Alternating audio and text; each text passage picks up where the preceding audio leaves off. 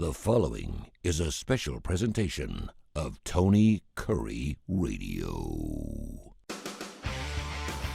From hot dogs to cool kitties, this is Darkside of the Pooch. Welcome back to the Dark Side of the Pooch. The man on the left side of the screen here on our YouTube channel is Dr. Rab Stewart, Rossbridge Animal Hospital. He owns the joint and just does fantastic work there. And you can call them 208-0301, 208-0301, rossbridgevet.com.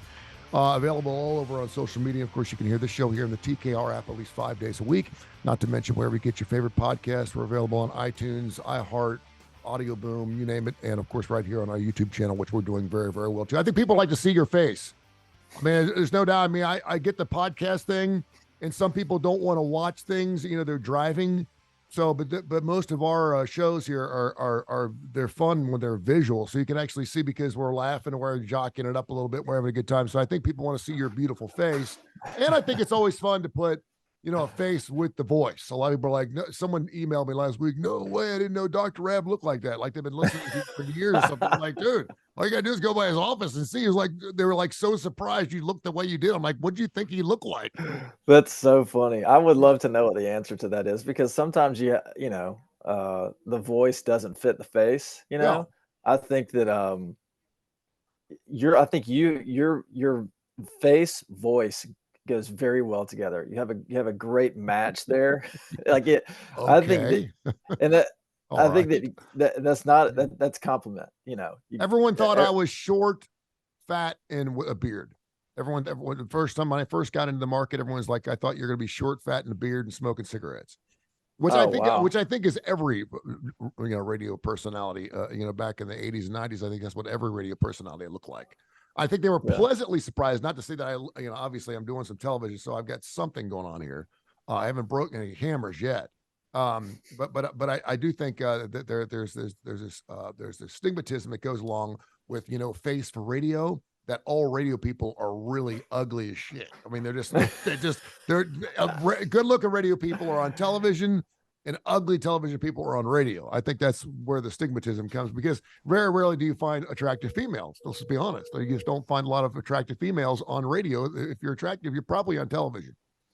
I get that. And I don't know where I fall on that spectrum. I would say that for some reason my beautiful wife decided to hitch her wagon, to mine. So I don't know if I don't know if I'm pretty on the inside or the outside. Well, and I'm going to be straight honest with you. I think, obviously, you're going to know Kevin Costner. Neither am I.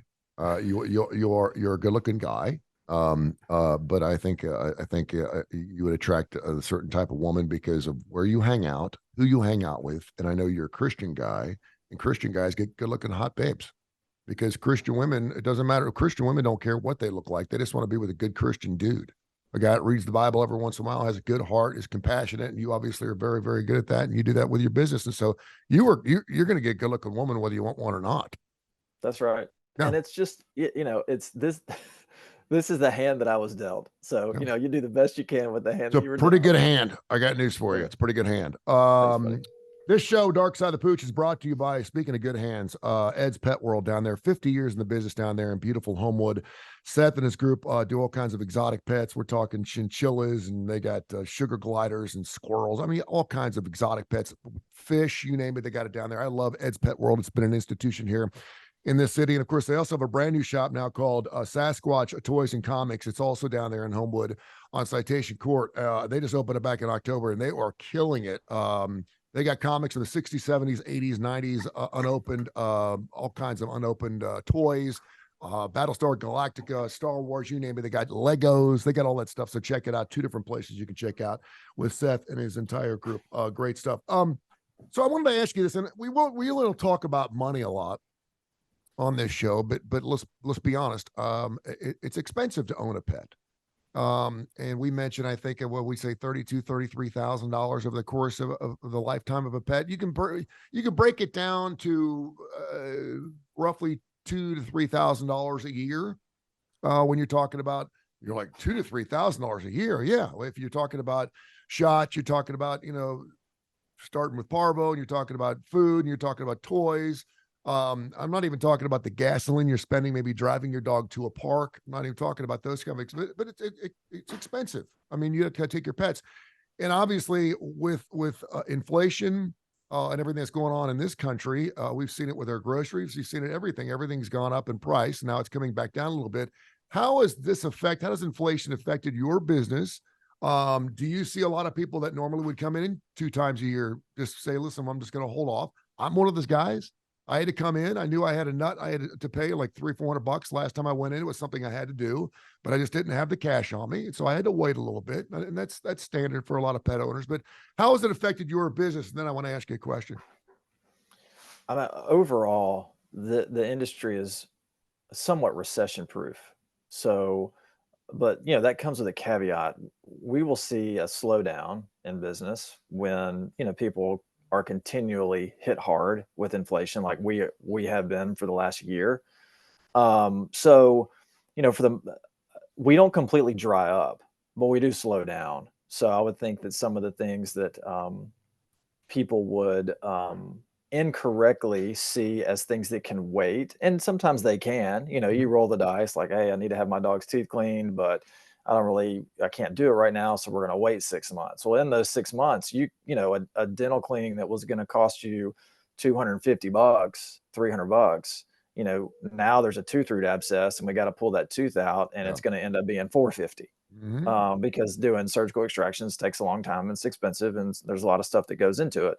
So, right or wrong, things kind of get pushed off until, either somebody finds another revenue source or a different revenue source, or inflation slows down. So, we see a slowdown, but we don't screech to a halt. Yeah. I think you can make an analogy. A lot of people do it with their vehicles. We're supposed to get our oil changed. We're supposed to get our oil changed every 3,000 miles. And I don't know too many people that actually do that, because we know we can get 4,000 or 5,000 miles, but the longer you go, the more it affects, you don't feel it. You don't see it right away, but the more it affects your engine down the road. And the next thing you know, boy, I wish I had my oil changed every 3,000 miles, 100,000 miles ago, because you're going to get more longevity on your vehicle. And that also goes for, I had squeaky brakes. I had some rotors, right? All 4 of my rotors were out of whack. So, man, when I was like getting off the interstate, it was like my car was coming back into the atmosphere. It was like shaking. I mean, to the point where if I didn't have my hands on the wheel, I was going off the road. I mean, it was shaking bad. My kids were like, Dad, get the brakes fixed. I'm like, it's expensive. It's $1,000. Rotors are $250 a piece. So like when Daddy gets paid, I got my brakes fixed and we're good to go. But it's just one of those things where I had to put it off for a little while, and everyone lived through it. We were good. But, it's interesting too, because I think, I know when I went through a phase where I didn't have health insurance. I had health insurance my entire life. I was paying into it. And then I went and got, for you people that are self-employed, you know what I'm talking about. You don't realize how expensive health insurance is. You're a business owner. You know exactly what I'm talking about. You're like, this is going to be great. I'm going to have my own business. I'm going to be able to work when I want to, blah, blah, blah. I have to pay for what? And the next thing you know, you're like, FICA, what the hell's FICA? Then you got taxes, you get all these things. And you're like, yeah, you want to run your own business. You have to pay these things, including your own health insurance, and sometimes for your employees as well.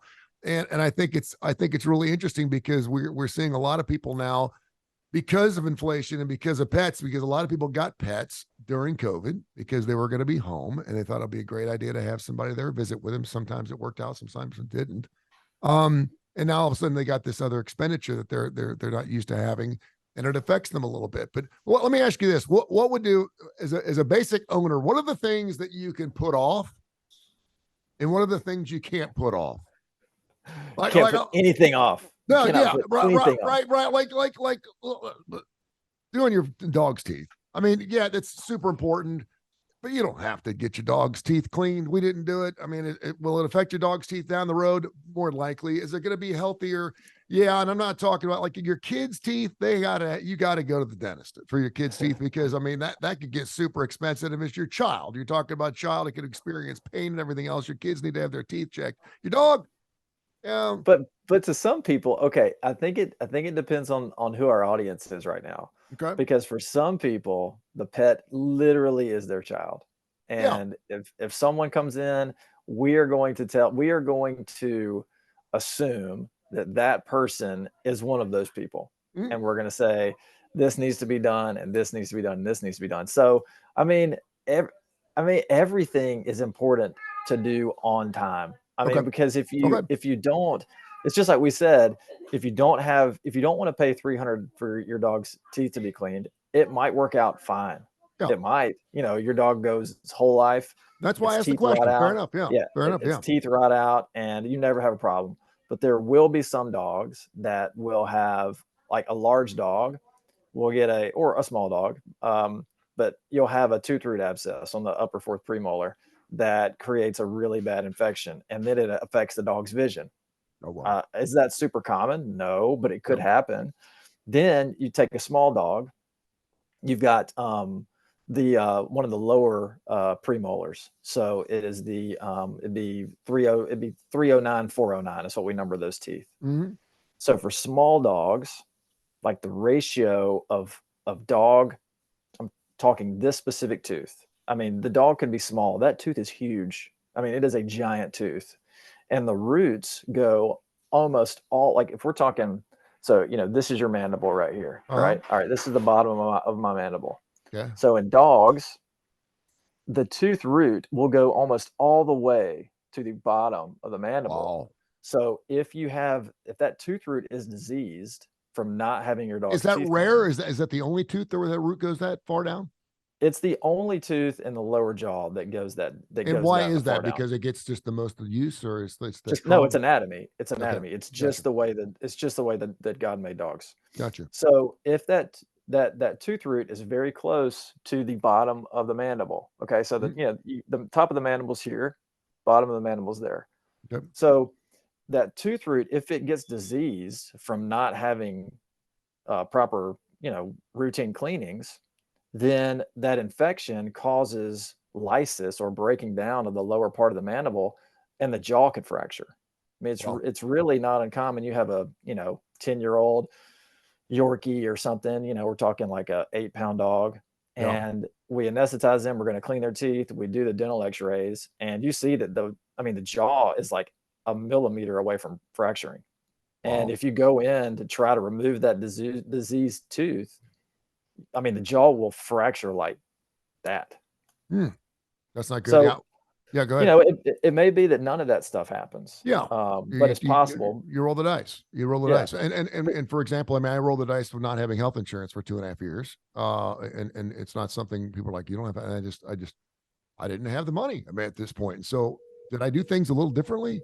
Yeah. I didn't go on that 4-wheeler weekend with my friends. I'm like, you know what? I really like, you want to go up the mountains and go backpacking and do a 4-wheeler? And I'm like, you know what? I normally would, but quite frankly, if I get banged up, I'm in trouble because I don't have a helmet. So I'm like, that's what you got to do. Now I'm not saying that you got to lock your dog up. You don't take your dog for walks and stuff because you're afraid he's going to get banged up. I'm not saying that, but you do things just a little differently when you can't afford things. Is what. Yeah, and the other thing, and so the dental thing was kind of it's on the upper echelon of spending, right? Okay. Yeah.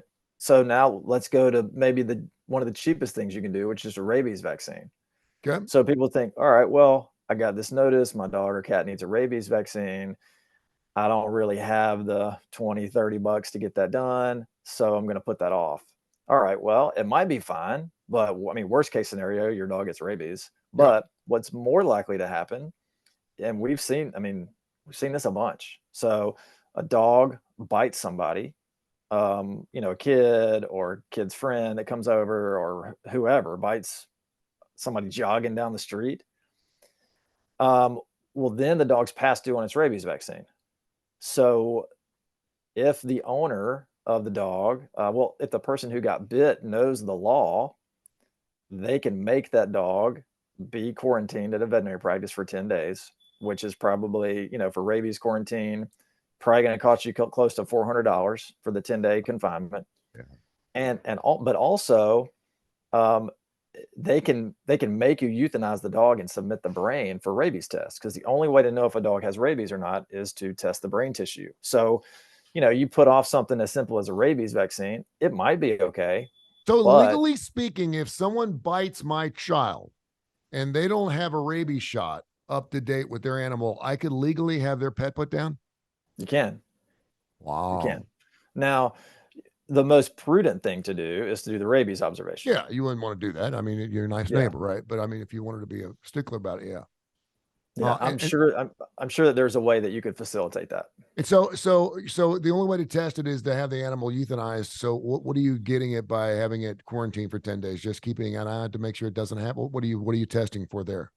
Correct. So, if they don't have symptoms of rabies vaccine or rabies within 10 days, even if they're unvaccinated, if they don't have symptoms within 10 days, then they don't have rabies and everyone can go about their business. Okay. Why is it that we cannot test animals unless they're euthanized? And I know like for CTE, we can't do that with because it's something, it's the brain tissue. You have to actually test the brain tissue in humans for CTE, which is really unfortunate because, you know, a lot of people have that in football. We talk about football here all the time, but why is that we have to have an animal euthanized in order to be able to test that tissue? It's the same principle because you Same have thing? to, yeah, I mean, you have to have the actual brain tissue to test. And if you can't remove that amount of brain in order to test Gotcha. without the dog dying anyway. Gotcha.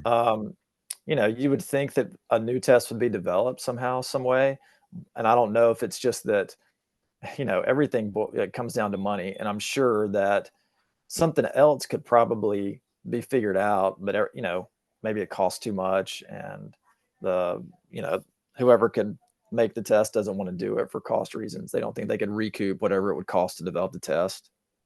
Okay, I want to ask the question because people are getting ahead of me here. But say the animal does have rabies and they've bitten your child. What does your child have to go through then? A post exposure, and you know, with their own doctor, and that's that's expensive and very painful. You know, that is something that is I don't really know a whole lot about because I've never had to go through it. That would be more of a question for, you know, a human physician. But I do know that it's changed a lot from, you know, when you think about it having to get all these shots in your abdomen and stuff like that. It's not that anymore. It's not quite as invasive. But yeah, I mean, there's still a lot that you have to go through for that post exposure. Yeah. Yeah, I remember, you know, an Aussie bit the head off the bat. You know, and that's why I always say that if you get bit by a wild animal, make sure you hold on to the wild animal because it could be tested for rabies. And then you can find out whether you need, because if you can't find the animal, then chances are you need to go through the post in order to make sure because you don't know, because you don't want to get that garbage. You'll be foaming at the mouth at the dinner table. That's not good. He's Dr. Rab Stewart. Yeah, exactly. Rossburg's Vet, available all over social media, of course, on their website as well, 208-0301. If you want to board your pet, by the way, I know we have spring breaks coming up here in March and April. Make sure you do that and do that early because they're pretty much loaded up, and it's a fantastic place. The Rossbridge Animal Hospital is just wonderful work. They do a great job there. Info@TonyCurryRadio.net. Info@TonyCurryRadio.net. You ready for a first timer here? Ken in Rossbridge says he knows that Rab is a biblical man and wants to know if dogs are mentioned in the Bible. Oh man, good question. I can't recall. I don't think they are. I don't think that dogs are specifically I'm going to go. I don't believe they're specifically mentioned in the outside Bible the ark, as the word dog. Yeah, I don't even think for the ark. I don't think dogs are specifically mentioned. I'm going to Google it. Yeah, do that. Because I mean, specifically, I believe they're just animals of the air or animals of the ground or feathered animals. I could see some translation maybe saying like Canidae, but you know, that would include like a wolf, coyote. I don't think the word dog is going to be in most translations. Yeah. That's really, really interesting. Janice in Fort Worth, Texas, heard us talking about snakes last week. She said I was kind of wigged out. She lives near a creek and she knows she has water moccasins, I guess, down in Texas. I'm sorry, but I know people love Texas and I know it's got a lot of money. You could not pay me enough to live. That whole state seems like it's always in trouble with something. It's either too hot, too cold. It's always flooded. Something's always wrong with that state of Texas. Anyway, she's talking about, she's got a boatload of snakes. And she's like, are there any other animals that come out of hibernation around springtime that her little Yorkie should be wary of in her backyard? Say that one more time. I was looking at the dog question. That's fine. Well, look, first things first, dogs in the Bible. I'm looking and it doesn't really give me I haven't found anything yet. Okay. Okay, here's something. All right. Dogs are mentioned 9 times in the New Testament and 32 times in the Old Testament. Really? Yeah. Go on. Give me some scripture, man. I was not aware. I have Exodus 11:7, but not a dog shall growl against any of the people of Israel, either man or beast. Here's another Okay. one. Exodus 22:31. You shall be consecrated to me, therefore you shall not eat any flesh that is torn by beast in the field. You shall throw it to the dogs. Okay. All right, so this is all Old Testament. Let's see if we can get a New Testament. Yeah, let's do some. Yeah, the New Testament's like, is Peter out there feeding his? We have several mentioned in 1st and 2nd Kings. Okay. We got some Psalms. We got some Proverbs. Isaiah. Give me a Man, psalm. I was way off. Give me a psalm. You got a psalm there. I'd like to hear that. All right, let's see. Let me scroll back up. Mm-hmm. All right, Psalm 68:23. That you may strike your feet in their blood, that the tongues of your dogs may have their portion from the foe. Should probably. Here's a good one. Yeah. Proverbs 26:11. Like a dog that returns to his vomit is a fool who repeats his folly. Oh, dude. Hey, you should have that on your walls, man. That would be like not a picture, but actually painted into your walls. That would be pretty cool. You get a lot of veterinary shops, and sometimes there's some Bible scripture or something like that. Yeah, that would be good. Of course, a dog returning to his vomit. I don't know if you'd really want that on your walls, but that's pretty good. All right, now that I'm reading these, I don't know why I thought this. Here's one from Matthew. Everyone knows this. Matthew 15:27. She said, "Yes, Lord, yet even the dogs that eat the crumbs that fall from their master's table." So that's the story of a lady who wants to be healed in Matthew 15:27. Yeah. She's basically just begging for Jesus' scraps, and he kind of questions her on it. And I think I see a Bible study coming up the next couple of weeks. I'd go to that Bible study if we talk about dogs. It'd be kind of cool. Oh man, that's incredible. And there's a ton of mentions. Like I guess when you're reading it, you just don't, I don't really stop and think about how often we're seeing that. You always learn something new here on Darkside of the Pooch. I'm just telling you. So we had this young lady down in Fort Worth, Texas. She wants to know, she's got a little Yorkie. She had heard our show last week about snakes. She was kidding out about her snakes. She's got a bunch of water moccasins. I guess she's up against a creek in Fort Worth, Texas. She wants to know, is there any other animals or small or larger that come out of some type of hibernation in the springtime that she needs to worry about with her little Yorkie? Well, I don't think Texas has bears, so we can rule bears off the list. Yeah. But armadillos hibernate. Yeah. Armadillos hibernate. Nasty. So nasty. And they're awful. They're awful, and they've got is it salmon? Leprosy. Leprosy. Yeah. Right. Talking about the Bible, leprosy. Seriously, I mean, I've always heard that if you ever see a dead, like I've been told, like my next door neighbor, if you see a dead one and you touch it, man, you need to go get a hazmat suit or something like that because they're that nasty, right? Dip your hand in bleach. Yeah. But I guess alive, they're not so bad. But if you ever try to, I've been on a golf cart, sometimes, and I'll see one and I'll try to kick it out of the way because they won't move. They own the highway, man, and they will hiss at you. They're like possums. They don't care. You know what I think about? When I think about Texas, I think about snakes and armadillos. Yeah. I really do. Yeah, that's true.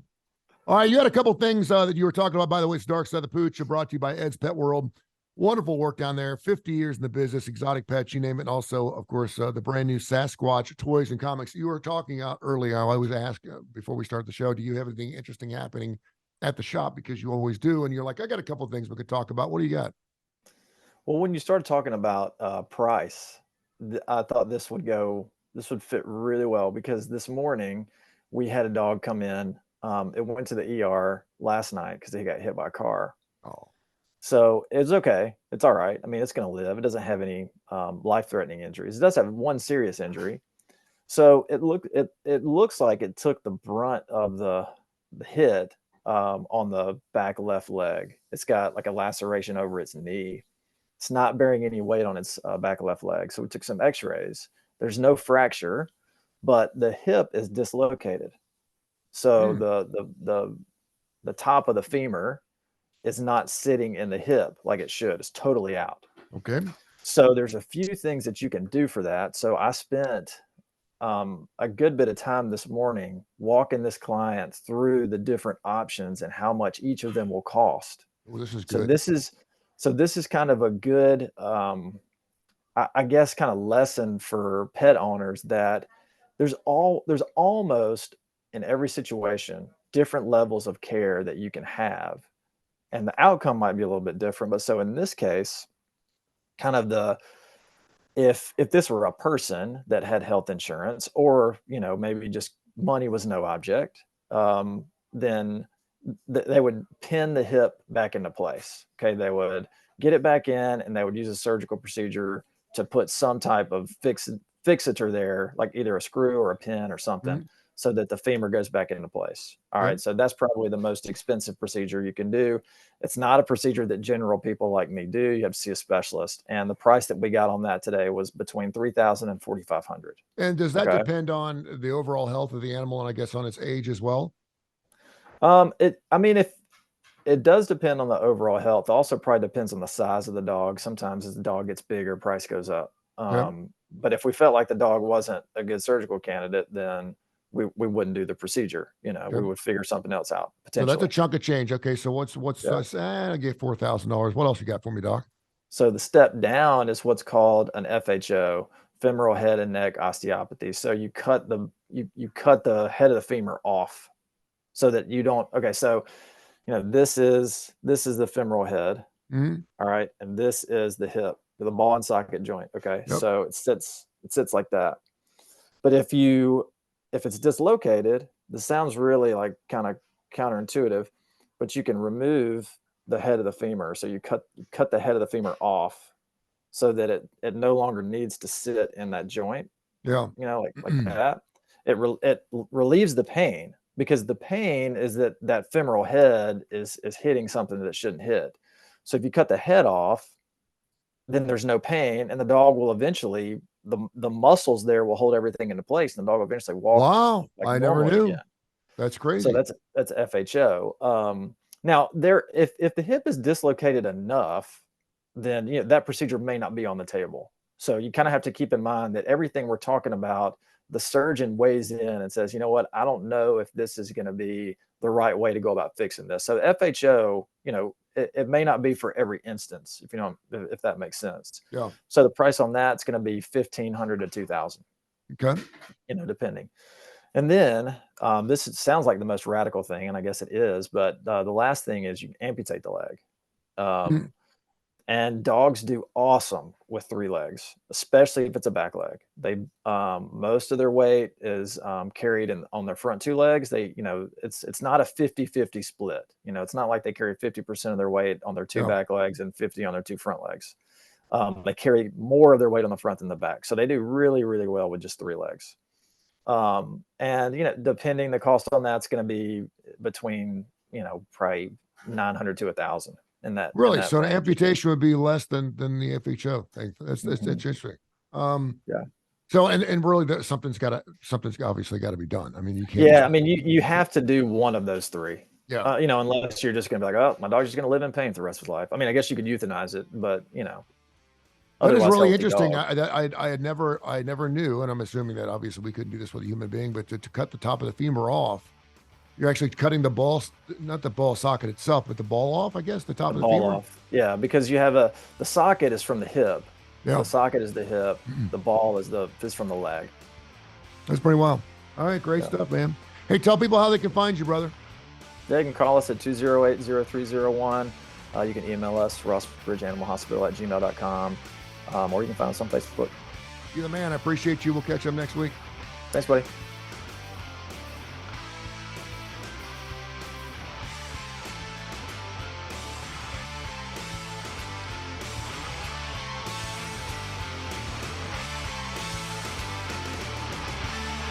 This has been a special presentation of Tony Curry Radio.